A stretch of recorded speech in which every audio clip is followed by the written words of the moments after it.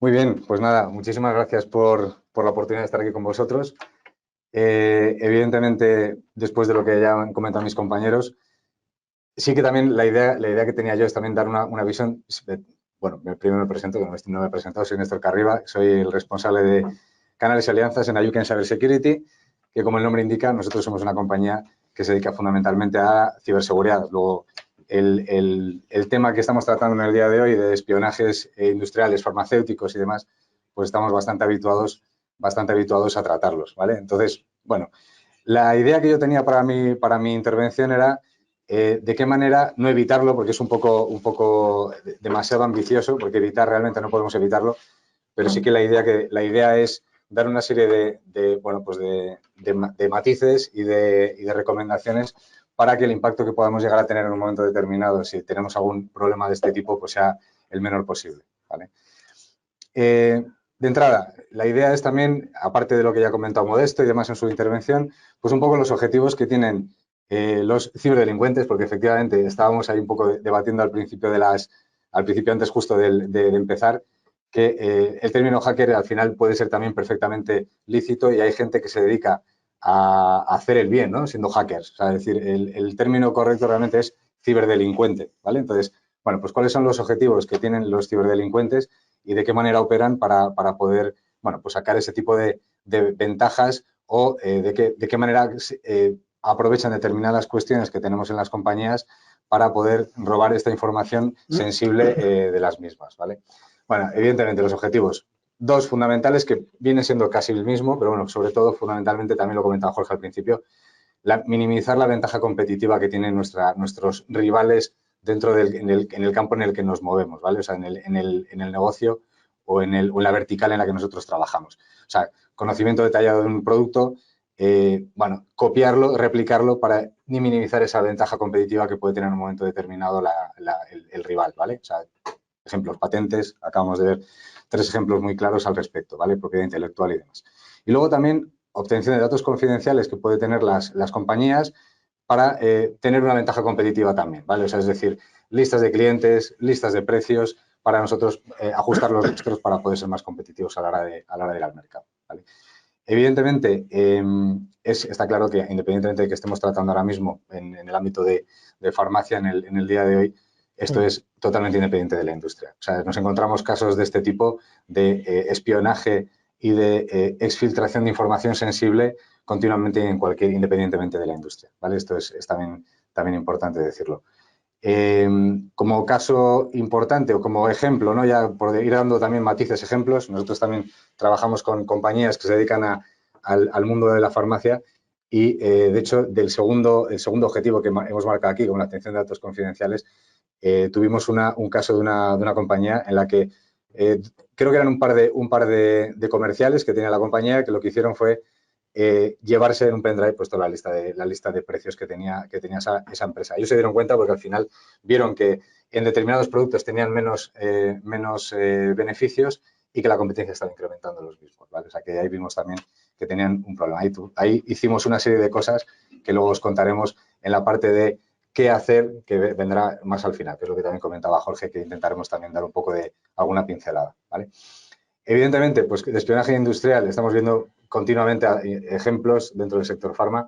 El más reciente que hemos visto y que ha tenido bastante resonancia, toda la parte de hackers, ciberdelincuentes chinos robando información de la vacuna española contra el COVID. Bueno, también inyecciones de malware para robar información sensible de las compañías, distribuidores que también tienen unas brechas de seguridad importantes, Novartis, que también es una compañía muy grande, diciendo que no han sido comprometidos con un ciberataque que sí que han experimentado, en fin, multitud. Estamos viendo continuamente, sobre todo en la época de pandemia de COVID, ahí tenemos un montón de ejemplos. En la época de pandemia fue el caldo de cultivo perfecto para que los malos hicieran todas sus tropelías, ¿no? y aprovecharan pues un poco también lo que ha comentado Modesto en su intervención, pues las actuaciones en algunos casos erráticas y no focalizadas en la seguridad para que los empleados pudieran trabajar de una forma normal, ¿vale? Desde casa. O sea que esto también es importante. Estos son datos de diferentes ataques que nosotros estamos observando en nuestro observatorio de ciberseguridad en Ayuken, en la empresa en la que yo trabajo. Y al final, bueno, pues podemos ver un poco las técnicas de ataques que se suelen ver con mayor frecuencia. En este caso, sobre todo, la más importante es el malware, que el malware también puede venir acompañado en un momento determinado de ransomware, porque al final están metidos en el mismo saco.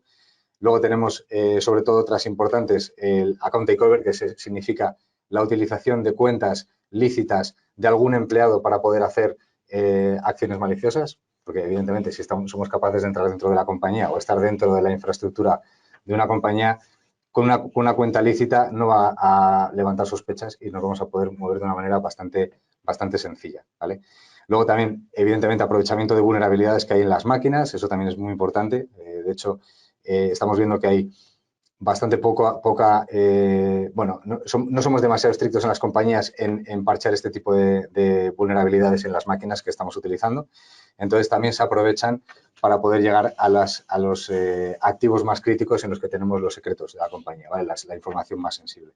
Luego también ataques de denegación de servicio, que también es otro de los ataques que solemos ver. Modesto en su intervención también comentaba temas de Black Friday, de Cyber Monday, este tipo de cosas. Compañías que se dedican a la venta online, que al final en estos periodos o en estas fechas tan marcadas, al final tienen un incremento de ventas muy acusado, y entonces con este tipo de ataques, que pueden ser perpetrados también por la competencia, porque es verdad que hay en muchas ocasiones hay grupos que son contratados para hacer este tipo de acciones, para que una cosa tan sencilla, de que si yo no puedo comprar en esta tienda que suelo comprar, pues seguramente pueda tener la misma oferta y la compro en la competencia, ¿vale? Este tipo de cosas pasan. Y también entre países. Es un tema de que ataques de generación de servicios están continuamente lanzándose también incluso entre países, ¿vale? O sea que vemos un montón de cosas, un montón de ataques, un montón de posibilidades que pueden llevarnos en algún momento también a tener algún tipo de exfiltración de información y que podamos tener algún tipo de perjuicio económico y también comentábamos de esto, importante, un perjuicio reputacional, que eso también es difícilmente cuantificable, ¿vale? Bueno, también lo que hemos visto también año a año, como podéis ver aquí, es un incremento respecto al 2021 de aproximadamente un 20% de incremento en los ataques, ¿vale? General. En este trimestre inicial del 2023 estamos viendo que hay un incremento todavía mayor. Es decir, estamos ahora del orden de un 30% y si lo extrapolamos a todo el año, pues veremos a ver si nos sube incluso más, ¿vale? O sea que tenemos un panorama de cada vez más amenazas y más problemas, ¿vale? Bueno, los ataques más comunes y los fraudes más habituales, ataques más comunes, evidentemente, phishing, además todos somos conscientes de ello. Estamos recibiendo correos continuamente bombardeándonos que tenemos que pagar 2 euros para que nos liberen un pedido que tenemos en la aduana de no sé dónde por correos, incluso llamadas de teléfono de algún tipo de agente, que eso se llama phishing. Dentro del phishing hay diferentes modalidades, phishing a través de correo electrónico, phishing a través de llamadas de teléfono e incluso smishing a través de mensajes de texto, ¿vale? Estos son los ataques que estamos viendo con más frecuencia, ¿vale? Luego, intrusiones dentro de la red de las compañías, que esto también puede evidentemente venir ligado de una exfiltración de información sensible, o sea que al final, como comentábamos también anteriormente, empleados enfadados que permiten a actores maliciosos que puedan entrar, previo pago evidentemente de una tarifa, ¿no? Para que puedan utilizar su usuario y su contraseña para poder entrar en la compañía. Habitualmente, nosotros pensamos, como vemos en las noticias, que los ataques de ransomware, los ataques más llamativos, ¿no? Que estamos viendo en las noticias, son muy ruidosos, pero realmente se gestan durante bastante tiempo. O sea, realmente los malos entran en las redes de las compañías y se quedan allí haciendo cosas, viendo hasta dónde pueden llegar de una forma lo más silenciosa posible para no levantar sospechas, ¿vale? Y una vez que ya han conseguido lo que necesitaban, coger la información que ellos buscaban, pues igual ya sí que lanzan a lo mejor también un ataque de ransomware, cifrando en un momento determinado a esa compañía y dejándoles, bueno, pues como hemos visto en multitud de ocasiones, ¿no? Con problemas bastante serios. El siguiente es bastante interesante, son las típicas conversaciones que se tienen al respecto de temas sensibles o temas confidenciales de la compañía en entornos públicos, ¿vale? O sea, esto es algo que parece que no es importante, pero todos hemos visto en alguna ocasión en medios de transporte, en el AVE, en aviones, gente trabajando con sus Excel ahí abiertos, trabajando de una forma totalmente abierta y siempre, incluso hay gente que es contratada para espiar a determinadas personas. O sea, saben hacia dónde se dirigen, las conversaciones las escuchan y también se pueden aprovechar de estos despistes que tiene la gente, ¿vale? Entre comillas. Luego, dispositivos robados y perdidos también en las compañías con información sensible, que también es algo que también sucede con bastante frecuencia, y sistemas mal configurados, ¿vale? Que se aprovechan las vulnerabilidades y las posibles brechas que pueda haber, ¿vale? Y también tenemos bastantes problemas.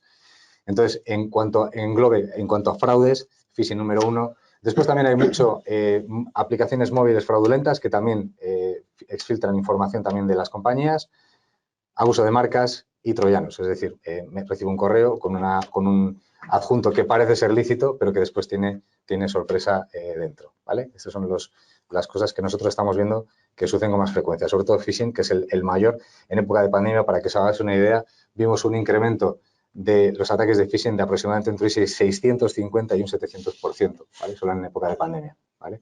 Entonces, bueno, tenemos un panorama complicado. El más dañino, como ya hemos comentado, evidentemente es el ransomware, ¿vale? El ransomware de inicio es lo que vemos un poco aquí, es decir, teníamos una infección dentro de una máquina. Esa infección lo que hacía era un cifrado de toda la información de esa máquina que estaba infectada. Lo que hacíamos era también, o lo que hacían era también aprovechar las carpetas compartidas que pudiera haber para también propagarse, ¿no? Y después, bueno, pues evidentemente una vez que ya está todo cifrado, lo que hacían era pedir un rescate al respecto de ello, ¿vale? Entonces, en el mejor de los casos, en el caso de que tuviéramos algún tipo bueno, pues de suerte, ¿no? Porque en algunos casos la restauración de estos datos no siempre es garantizada, es decir, pagábamos pero no nos devolvían nada. En el caso de que, bueno, pues tuviéramos la suerte de que nos lo devolvían, en muchos casos, en gran parte de los casos, de hecho, había una inyección de nuevo malware justo al final del proceso, ¿no? Se quedaba allí latente y en algún momento del tiempo, pues volvían a ejecutar y volvían otra vez a comprometer a esa compañía, ¿vale?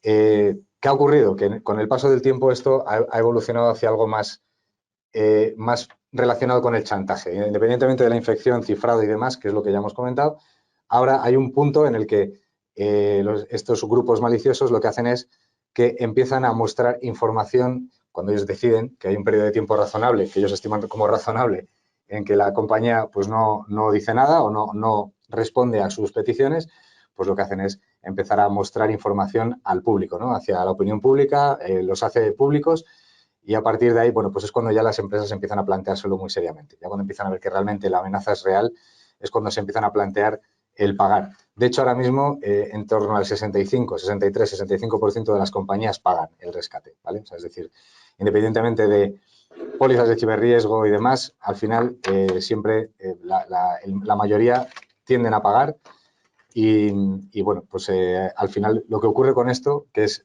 totalmente, nosotros estamos totalmente en contra, evidentemente, al final, porque lo que hacemos es seguir financiando a los malos para que sigan haciendo este tipo de cosas, ¿vale? O sea, al final, lo que comentaba también Modesto es un negocio muy, muy rentable y al final, bueno, pues que nosotros, bueno, pues estemos dispuestos a pagar en un momento determinado, pues hace que ellos continúen con este tipo de acciones, ¿vale? De hecho, ahora mismo estamos viendo ataques de ransomware cada vez más dramáticos. Comentábamos antes de comenzar el evento que, bueno, pues nosotros nos hemos encontrado hace un par de semanas o tres un ataque de ransomware a un hospital en Estados Unidos, en el hospital oncológico, en el que, bueno, pues lo que decidieron hacer como medida de chantaje fue empezar a mostrar imágenes de los pacientes desnudos, o sea, pacientes con cáncer desnudos, o sea, algo bastante dramático, ¿vale? O sea, que esto es el panorama en el que nos encontramos ahora mismo, ¿vale? Bueno, en cualquier caso, todo esto que hemos visto, todo este tipo de ataques, todo este panorama complicado, ¿por qué se produce? O sea, realmente hay una serie de problemas que nosotros llamamos un poco la tormenta perfecta, que es acceso remoto a los sistemas. La gente utiliza mal el correo electrónico, la gente sigue pensando, sigue opinando que el correo electrónico es un medio seguro. El correo electrónico es bastante sencillo de abrir, es decir, un correo sin cifrar con unos adjuntos en claro es bastante sencillo para alguien con un poco de conocimiento el poder leerlo, ¿vale? O sea, es bastante sencillo. Luego, aprovechamiento de sistemas operativos obsoletos. Hemos visto en gran parte de sitios, incluso en algún ministerio que hemos visto en las noticias, problemas que nos hemos encontrado y demás, que hemos visto que estaban utilizando sistemas operativos tipo Windows XP, Windows 7, que ya no tienen ningún tipo de soporte ni de nada, ¿vale? O sea, que ese tipo de cosas están sucediendo con demasiada frecuencia y es un tema que es muy importante que lo resolvamos. Utilización de contraseñas débiles, es decir, la gente utiliza contraseñas muy sencillas, incluso se las pasan en el post-it que comentaba Modesto, lo de encontrarnos con un ordenador lleno de post-it con contraseñas es algo habitual, nosotros también lo vemos mucho, o sea, ese tipo de cosas evidentemente no se pueden hacer. Vulnerabilidades no mitigadas de las máquinas, falta de concienciación de los empleados, que también es uno de los puntos, luego lo veremos al final. Una de las medidas, la primera que nosotros apostamos es esta, en concreto, la falta de concienciación de los empleados y que hay que remediar cuanto antes. Y luego toda la parte de trabajo en remoto, que ya vimos en el COVID. La gente tenía que trabajar, la gente tenía que seguir con su actividad. ¿Y qué pasó? Que hicieron, bueno, pues lo que pudieron, ¿vale? En muchos casos, implementación de sistemas no seguros, en algunos casos, bueno, pues implementaciones rápidas que eran bastante vulnerables y por eso el incremento de los ataques que vimos, bueno, ya lo veremos si no, o en la presentación, si os la comparten. En el 2020 hubo incluso más ataques que en el 2021 precisamente por todo esto, por todo lo relacionado con el COVID, ¿vale? Y los sistemas tal y como estaban configurados. Vale, entonces, ¿qué podemos hacer? ¿Vale? Un poco algún tipo de recomendación que nosotros podamos hacer desde dos prismas. Uno, desde el punto de vista de las compañías y otro desde el punto de vista de los usuarios, ¿vale? Que también los usuarios tienen mucho que decir al respecto, ¿vale? Entonces, ¿qué podemos hacer? Fundamentalmente, para minimizar el riesgo, concienciación de usuarios, ya lo decíamos. Es la medida número uno que nosotros apostamos. Tiene que estar embebida dentro de las culturas empresariales. Esto tiene que ser algo, no una formación puntual que nos quitamos el check y ya hemos hecho una conciencia de nuestros usuarios en un momento puntual en el tiempo. Esto tiene que ser continuo. Los ataques evolucionan muy rápido.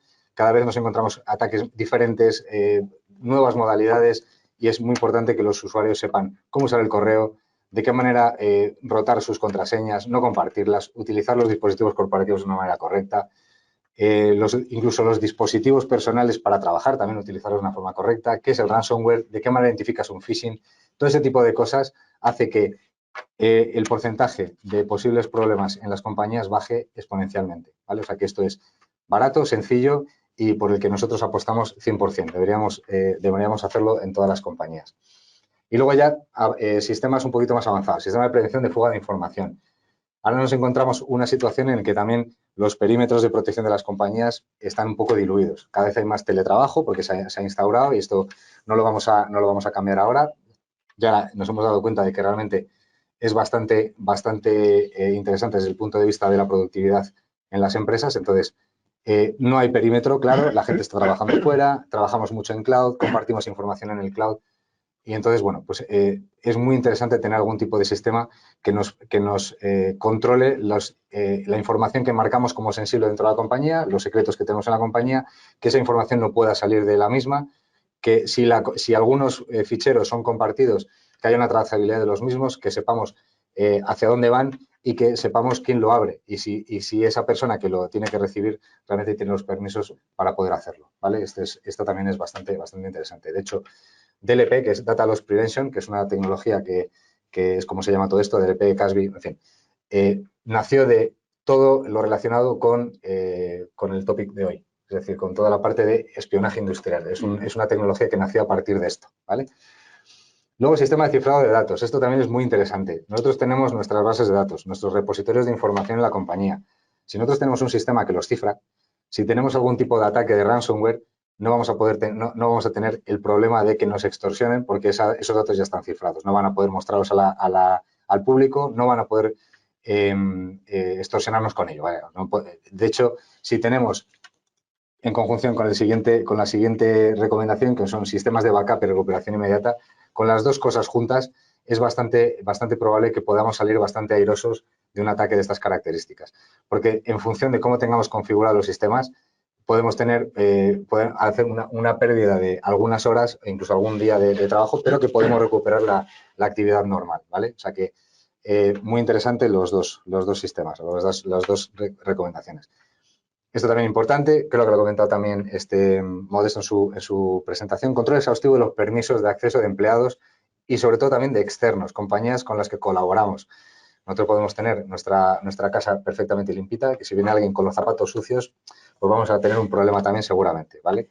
O sea que los permisos de acceso de los empleados es interesante tenerlos siempre controlados. No vale que todos sean administradores del sistema, hay que controlarlos siempre, ¿vale? O sea que la gente tenga el nivel de acceso que necesita para trabajar. Importante, es un poco tedioso para los equipos de IT, pero es muy importante el tenerlo controlado, ¿vale? Y sobre todo lo del tema de los externos, pedir por lo menos que estén en perfecto estado de revista, que hayan hecho algún tipo de auditoría de seguridad que nos demuestren que realmente están haciendo algo desde el punto de vista de la seguridad, ¿vale? Para poder colaborar con nosotros. Archivación de activos críticos. Hay activos que no podemos actualizar de una manera frecuente. Bueno, pues tenemos opciones de aislarlos, parchearlos y que no sean accesibles por parte de los malos, ¿vale? Esto también es un servicio que creo que es bastante interesante en estos casos, ¿vale? Luego, modelo de superficie de ataque, identificación de caminos críticos. Esto es aprovechamiento de las vulnerabilidades que tenemos en los activos para poder llegar a la información sensible y más importante de la compañía, ¿vale? O sea, saber qué puentes tenemos que cortar para que no lleguen, ¿vale? Esto también es visibilidad. Saber exactamente qué tenemos en la compañía para poder protegerlo, ¿vale? Que muchas veces ni siquiera sabemos cuáles son los sistemas que tenemos en IT, en OT, en IoT, hay muchas cosas en las compañías y muchas veces no tenemos ni claro qué es lo que tenemos. Entonces, es muy difícil protegerlo si no sabemos lo que hay, ¿vale? Importante. Ciberinteligencia, Modesto está aquí también, que también hacía referencia a la ciberinteligencia. Servicio de más proactivo, más de identificación temprana de posibles problemas, de menciones en redes sociales, de menciones de nuestra marca, en foros activistas, que también hemos escuchado. O sea, el intentar adelantarnos a posibles problemas de seguridad y reputacionales que puedan suceder, ¿vale? O sea, que veamos que hay cierta tendencia, están hablando mal de nuestros directivos, pues tenemos que hacer algo al respecto, ¿vale? Esto también es importante. Y luego, bueno, pues servicios de monitorización desde centros de operaciones de seguridad, monitorización 24/7, proactiva, por compañías, bueno, pues que son expertas en esto, ¿vale? O sea, alerta temprana, monitorización de todo lo que hacemos, como nosotros, ¿vale? No es un tema de vender un poco, esto no es una intención comercial, pero evidentemente, bueno, pues nosotros esto lo hacemos. Todas estas recomendaciones que veis aquí, pues nosotros las podemos llevar a cabo y podemos ayudaros en lo que necesitéis, ¿vale? Bueno, y después, desde la parte de usuarios y empleados, de la misma manera. Sobre todo, el más importante, no lo he puesto aquí, pero el más importante es siempre utilizar el sentido común, ¿vale? Si no no hemos hecho ninguna compra, no hagamos caso a un correo que nos dice que tenemos que pagar 400 euros por algo. O sea, es una cosa un poco absurda, pero es verdad que eso ocurre. Cuando a la gente le tocas el dinero, una multa de tráfico, a lo mejor esto es un caso real, multa de tráfico en periodo de pandemia, que estábamos todos metidos en casa. Hicimos una campaña de phishing en un cliente y cayeron el 70% de los empleados. Y estábamos todos en casa, no podían coger el coche. O sea, porque tiene una multa de 400 euros, vieron aquello de la DGT y todos fueron allí a picar, ¿vale? O sea, que es un tema de, sobre todo, leer bien, intentar entender lo que nos están pidiendo, ¿vale? O sea, sentido común siempre. Uso correcto del correo electrónico, no es un método seguro, ya lo hemos dicho, ¿vale? Es importante que esto quede claro. Si vamos a compartir información sensible, no la hagamos por correo electrónico, claro, importante. Activación del doble factor de autenticación en los dispositivos que utilicemos, importante también. Cifrado para el intercambio de ficheros en la medida también de lo posible. Es verdad que en un momento determinado en las compañías es más fácil activar este tipo de cuestiones, igual como usuarios un poco menos, pero si lo podemos hacer siempre es conveniente, ¿vale? Actualización periódica de contraseñas y utilizarlas, hacer contraseñas un poco complejas, no 1, 2, 3, 4, estas cosas que también nos hemos encontrado muchísimas veces, y no utilizar la misma clave en varios sistemas, ¿vale? Siempre utilizar una clave diferente para cada uno de ellos. No utilizar la cuenta corporativa, evidentemente en aplicaciones no corporativas, es decir, no utilizar la cuenta corporativa para abrirnos una cuenta en Facebook, en Instagram, en Tinder, en fin, lo que se nos ocurra, ¿no? Esto no es recomendable, ¿vale? No guardar información sensible a la compañía en los dispositivos personales. No usar las cuentas personales para proyectos o tareas corporativas de la misma manera, ¿vale? O sea, justamente al revés. Mantener, o sea, es decir, aprovechar la formación en ciberseguridad que nos proporciona nuestra compañía, importante. La gente muchas veces es, joder, tengo que hacer esto que me han obligado a hacer. Realmente es importante que la aprovechemos, ¿vale? Es un tema interesante y muy importante. Realizar copia de seguridad de forma regular, ya no solo en las compañías, sino también nosotros a modo personal. Jorge? Luego, no compartir información fuera del entorno corporativo a través de WhatsApp, Telegram. Es verdad que muchas veces para trabajar en las compañías se crean grupos de WhatsApp, pero si vamos a tratar información muy sensible, mejor no compartirla en estos medios, ¿vale?